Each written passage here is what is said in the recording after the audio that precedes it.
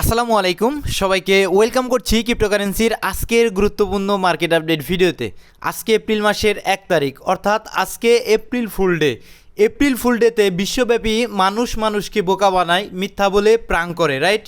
So এই একটিমাত্র কারণে মার্কেটে বেশ কিছু গুড নিউজ উঠে এসেছে যুদ্ধ নিয়ে, কিন্তু আমার কাছে কেন জানি মনে হচ্ছে যে আমাদের বোকা বানানো হচ্ছে।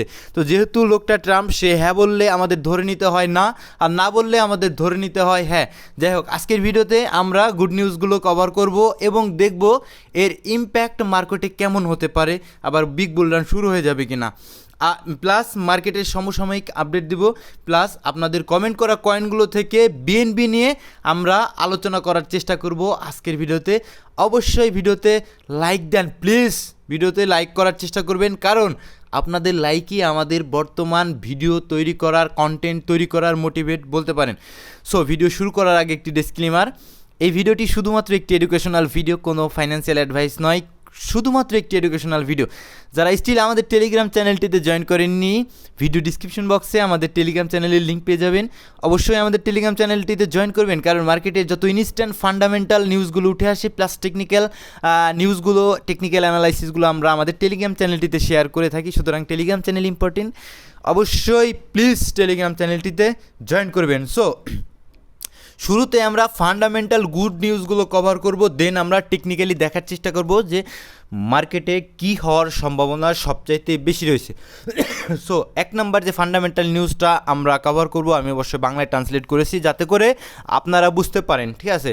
সো 1 নাম্বারে 2-3 সপ্তাহের মধ্যে ইরান থেকে ট্রাম্প আসলে সেনা প্রত্যাহারের পরিকল্পনা করছে। মূলত এই নিউজটা উঠে আসার পরে মার্কেটে আমরা কিছুটা পজিটিভিটি দেখতে পেয়েছি সকাল থেকে, প্লাস ইউএস স্টক মার্কেটেও আমরা পজিটিভিটি দেখতে পেয়েছি, প্লাস অয়েলে কিছুটা ড্রপ দেখতে পেয়েছি। মূলত এই নিউজটা উঠে আসার পর থেকে, নিউজটা কি, ট্রাম্প 2 থেকে 3 সপ্তাহের মধ্যে ইরান থেকে সেনা প্রত্যাহারের পরিকল্পনা করছে, অর্থাৎ যুদ্ধ বন্ধ করার পরিকল্পনা করছে।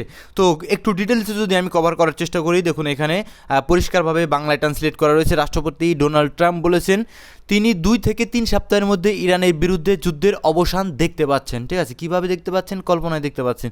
তিনি ইঙ্গিত দিয়েছেন যে যুক্তরাষ্ট্র তার সামরিক লক্ষ্যগুলো মূলত অর্জন করেছে এবং হরমুজ প্রণালীর সমস্যা সমাধানের ভার অন্যান্য দেশের উপর তিনি ছেড়ে দিয়েছেন। অন্যান্য দেশ কারা? তার মিত্র দেশগুলো, যেমন ইউরোপীয় ইউনিয়নের দেশগুলো, ঠিক আছে? সো মঙ্গলবার হোয়াইট হাউসের সাংবাদিকদের ট্রাম্প বলেন, আমি বলবো 2 সপ্তাহের মধ্যে, হয়তোবা 2-3 সপ্তাহের মধ্যে আমরা চলে যাব, কারণ এটা করার কোনো কারণ নেই। এটা করার কোনো কারণ নেই কেন? কারণ আসলে তারা লক্ষ্য অর্জন করেছে, এটা দাবিকার ডোনাল্ড ট্রাম্প। ট্রাম্প ইঙ্গিত দিয়েছেন যে ওই সময়সীমার মধ্যে ইরানের পক্ষে যুক্তরাষ্ট্রের সঙ্গে একটি চুক্তিতে পৌঁছানো সম্ভব। তবে তিনি বলেছেন যুদ্ধ শেষ করার জন্য তেহরানের সঙ্গে, অর্থাৎ ইরানের সঙ্গে কোনো চুক্তির প্রয়োজন নেই। মানে এক সময় এক ধরনের কথা আসলে তিনি বলছেন। এই জন্যই আমি বললাম যে তিনি হ্যাঁ বললে আমাদের বুঝে নিতে হয় না, এবং তিনি না বললে আমাদের বুঝে নিতে হয়। যাই হোক, এই নিউজটা উঠে আসা এটা একটা পজিটিভ নিউজ। মার্কেটগুলো আসলে এক্সপেক্ট করছে, ফাইন্যান্সিয়াল মার্কেটগুলো, যে হয়তোবা খুব দ্রুত একটা ডিল হওয়ার সম্ভাবনা রয়েছে, যুদ্ধ বন্ধ হওয়ার সম্ভাবনা রয়েছে। দ্যাটস ওয়াই কিন্তু মার্কেটে আমরা একটা পজিটিভিটি দেখতে পাই, যেটা আমরা আমাদের ইউএস স্টক মার্কেটেও কিন্তু একটা পজিটিভিটি দেখতে পেয়েছি। এবং 2 নম্বর যে গুড নিউজ, সেটা কিন্তু আমাদের এসেছে, এটা ইরানের পক্ষ থেকে এসেছে। যুক্তরাষ্ট্রের সঙ্গে যুদ্ধ শেষ করার প্রাথমিক ইচ্ছার ইঙ্গিত দেওয়ার আসলে ইঙ্গিতটা দিয়েছেন কে? ইরানের রাষ্ট্রপতি, ঠিক আছে?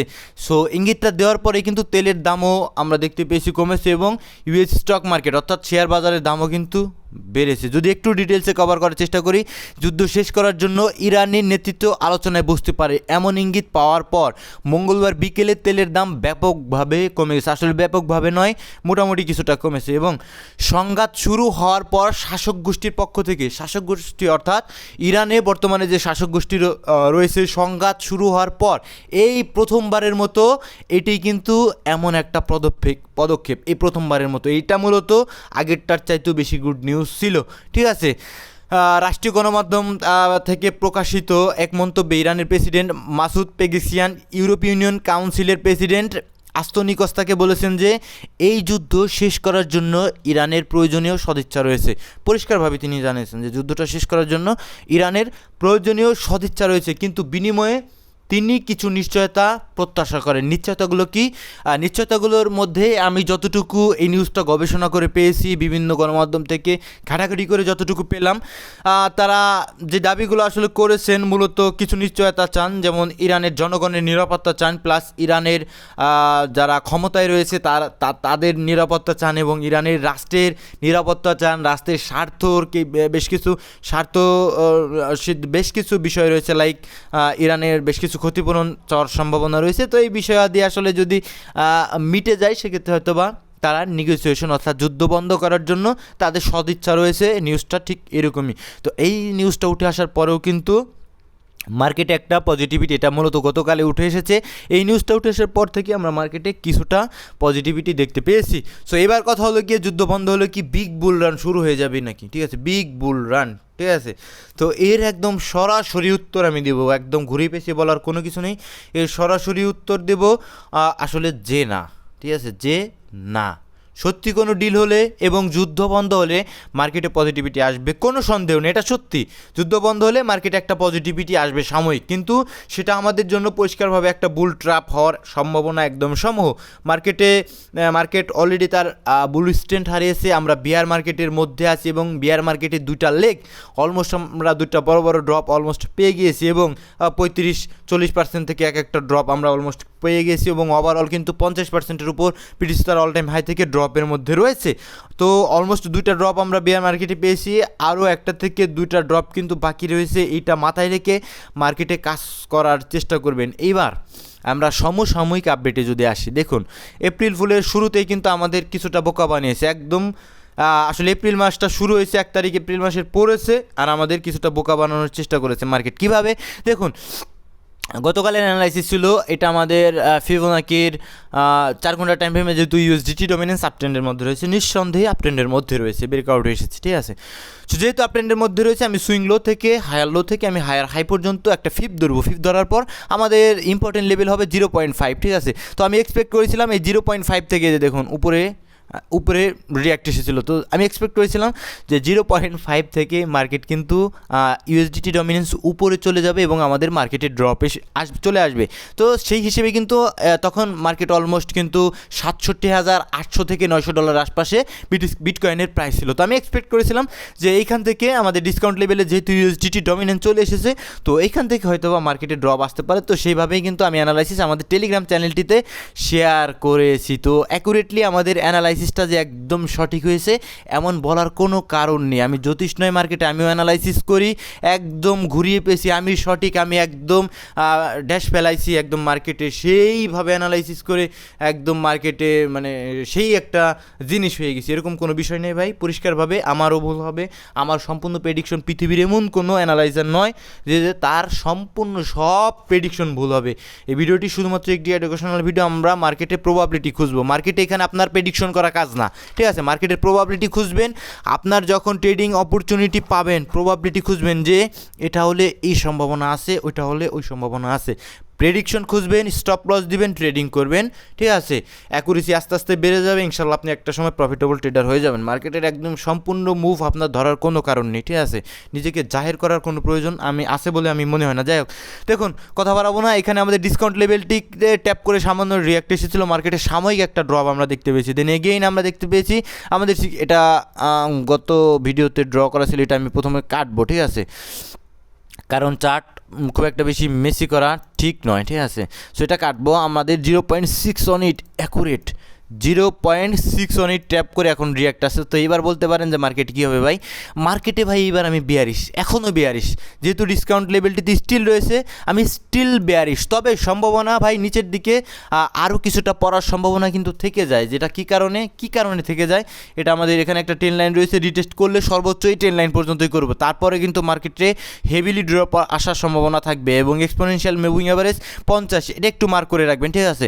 এক্সপোনেনশিয়াল মুভিং অ্যাভারেজ 50 যেটা রয়েছে আমার 4 ঘন্টার টাইম ফ্রেমের 0.618 লেভেল পর্যন্ত, ঠিক আছে। সো 4 ঘন্টার টাইম ফ্রেমের 0.786 লেভেল পর্যন্ত তো আসতেই পারে। এই পর্যন্ত আসলে মার্কেটে আরেকটু পাম্প আসতে পারে।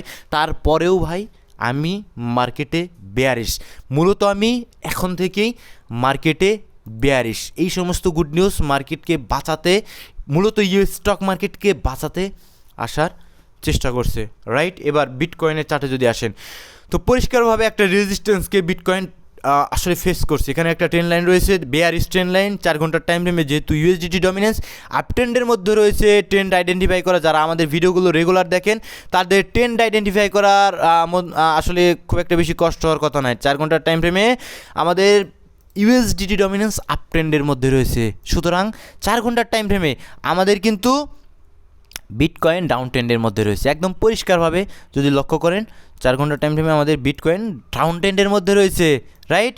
যেহেতু ডাউন ট্রেন্ডের মধ্যে রয়েছে এবং একটা রেজিস্ট্যান্সকে কিন্তু ফেস করছে, তো এইবার মার্কেট কিন্তু এখান থেকে যদি ব্রেকআউট না আসতে পারে, মার্কেটে মোমেন্টাম যদি চেঞ্জ না হয়, এখান থেকে মার্কেটে ড্রপ আসার সমূহ একটা সম্ভাবনা রয়েছে। আর উপরের দিকে সর্বোচ্চ কত দূর যেতে পারে এই প্রশ্ন যদি আমাকে বলেন ভাই, আমি বলবো ভাই আমাদের এই যে 50 যে এক্সপোনেনশিয়াল মুভিং অ্যাভারেজ রয়েছে, ইউএসডিটি ডমিনেন্সে যেটা রয়েছে ডেইলি 50 এক্সপোনেনশিয়াল মুভিং অ্যাভারেজ, তো এইটা যদি টেস্ট করতে আসে ইউএসডিটি ডমিনেন্স, তাহলে আমাদের বিটকয়েনও কিন্তু আমাদের ডেইলি যে 50 এক্সপোনেনশিয়াল মুভিং অ্যাভারেজ রয়েছে এইটা টেস্ট করতে কিন্তু বিটকয়েনও যেতে পারে, ঠিক আছে? তো সর্বোচ্চ আমাদের ওখানে একটা সাপ্লাই জোন রয়েছে, যেটা আমাদের প্রিভিয়াস মার্ক করা ছিল, তো সর্বোচ্চ ওইটা পর্যন্তই যাওয়ার সম্ভাবনা রয়েছে, যার সম্ভাবনা এখন একটু কম মনে হচ্ছে, খুব একটা বেশি নয়। মার্কেটে ড্রপ আমি এখান থেকে মূলত এক্সপেক্ট করছি, ঠিক আছে? যেহেতু ডাউন ট্রেন্ডের মধ্যে রয়েছে, এগেইন এই সমস্ত ডিমান্ড জোন, এবং যেহেতু 618 লেভেল থেকে ডেইলি টাইম ফ্রেমে দেখেন ভালো মতো দেখবেন, 618 থেকে আমাদের এসএপি পেয়েছিলাম,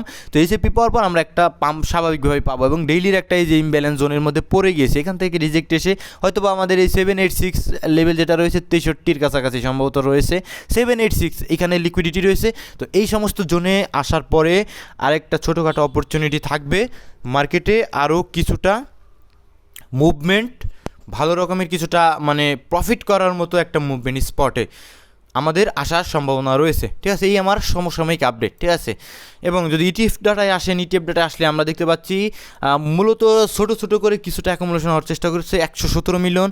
নিচের দিকে আমরা দেখতে পাচ্ছি 30 তারিখে 69 মিলিয়নের কাছাকাছি ইনফ্লো হয়েছে। তো এই সমস্ত ইনফ্লো আসলে সমসাময়িক ইনফ্লো, এগুলো কিন্তু খুব বেশি টেকসই নয়, ঠিক আছে? এগুলো আগামী দিনে টেকার সম্ভাবনা খুব একটা বেশি নেই। এবং আমরা লিকুইডেশন হিট ম্যাপের দিকে যদি আসি, $72,000 উপরের দিকে যে সুইংটা রয়েছে, সেই সুইংয়ের উপরে আমরা দেখতে পাচ্ছি কিছুটা লিকুইডিটি রয়েছে।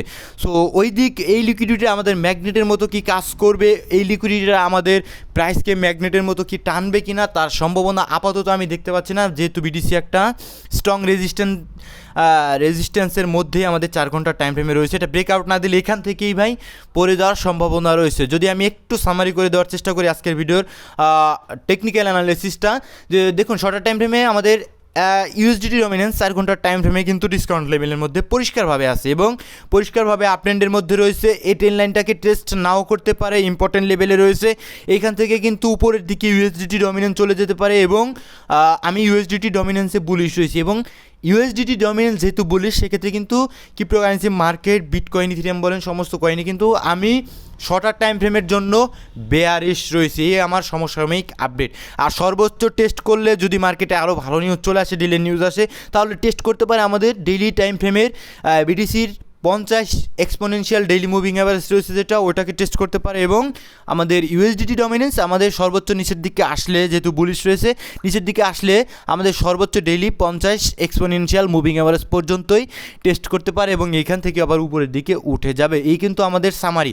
এবং আমরা যদি আসি আজকে আমাদের যে আপনাদের কমেন্টগুলো ছিল, সেই কমেন্টগুলো থেকে একটা পিক করার চেষ্টা করেছি, বিএনবি কয়েন, সেটা আমি পিক করেছি। তো বিএনবি কয়েনটা নিয়ে আমরা একটু অ্যানালাইসিস করে আজকের ভিডিও মূলত শেষ করার চেষ্টা করব। সো দেখুন বিএনবি কয়েন কি, what is BNB coin? BNB coin মূলত বাইন্যান্স যে এক্সচেঞ্জ রয়েছে, এই এক্সচেঞ্জের নিজস্ব নেটিভ কয়েন। বিএনবি মূলত একটা ব্লক চেন, ঠিক আছে? লেয়ার 1 ব্লক চেন, এদের নিজস্ব ব্লক চেন রয়েছে, Web20 নেটওয়ার্ক মূলত বলতে পারেন বিএনবি।